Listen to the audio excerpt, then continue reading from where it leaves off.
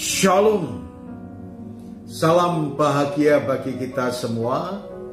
Sahabat yang kami kasihi dalam Tuhan Yesus Kristus, doa saya supaya Anda semuanya diberkati oleh Tuhan, diberi kekuatan, diberi kesehatan, diberi penghiburan, diberkati oleh Tuhan. Segala sesuatu yang saudara dan saya rindukan. Pada kesempatan ini marilah kita merenungkan kebenaran firman Tuhan dengan pokok bahasan.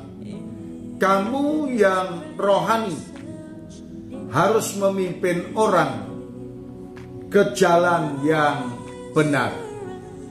Saudara sekalian yang dikasihi oleh Tuhan, nasihat Tuhan untuk setiap orang yang sudah hidup di dalam Kristus.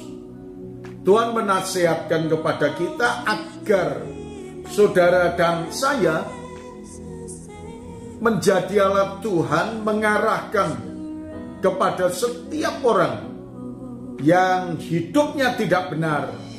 Tuhan mempercayakan kepada kita untuk menuntun mereka agar mereka hidup ke jalan yang benar. Firman Tuhan yang terdapat dalam Kitab Galatia pasal yang ke-6 ayat yang pertama berkata kepada kita, saudara-saudara, kalaupun seorang kedapatan melakukan suatu pelanggaran, maka kamu yang rohani harus memimpin orang itu ke jalan yang benar dalam roh lemah lembut, sambil menjaga dirimu sendiri, supaya kamu juga jangan kena pencobaan. Saudara sekalian, nasihatnya yang Tuhan berikan kepada kita, bahwa kamu yang rohani harus memimpin mereka yang hidup tidak benar, supaya saudara dan saya tuntun menuju kepada satu kehidupan yang benar. Jika mereka salah, maka apa yang harus dilakukan? Firman Tuhan mengajarkan kepada kita supaya saudara dan saya memimpin mereka menuju ke jalan yang benar dengan cara yang lemah lembut, agar saudara dan saya dapat menuntun mereka menuju ke jalan yang benar, dan kita jangan sampai tergoda oleh karena pencobaan, oleh karena kita larut dalam menolong kepada mereka.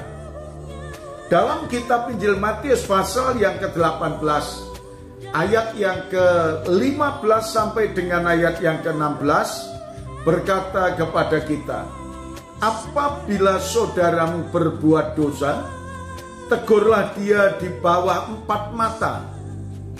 Jika ia mendengarkan nasihatmu, engkau telah mendapatnya kembali.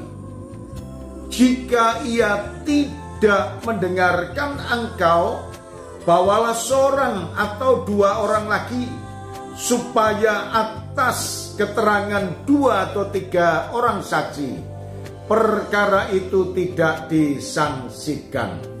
Saudara sekalian, cara mengarahkan mereka, membawa mereka menegur dengan 4 mata.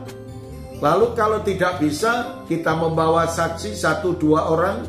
Kalau tidak bisa, kita bawa kepada jemaat. Tujuannya apa?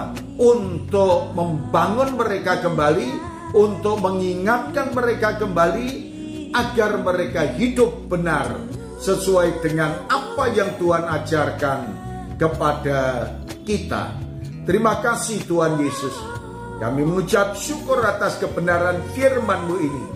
Biarlah ini tertanam dalam lubuk hati setiap orang yang mendengarkannya. Terima kasih Tuhan Yesus. Dalam nama Tuhan Yesus kami berdoa. Amin.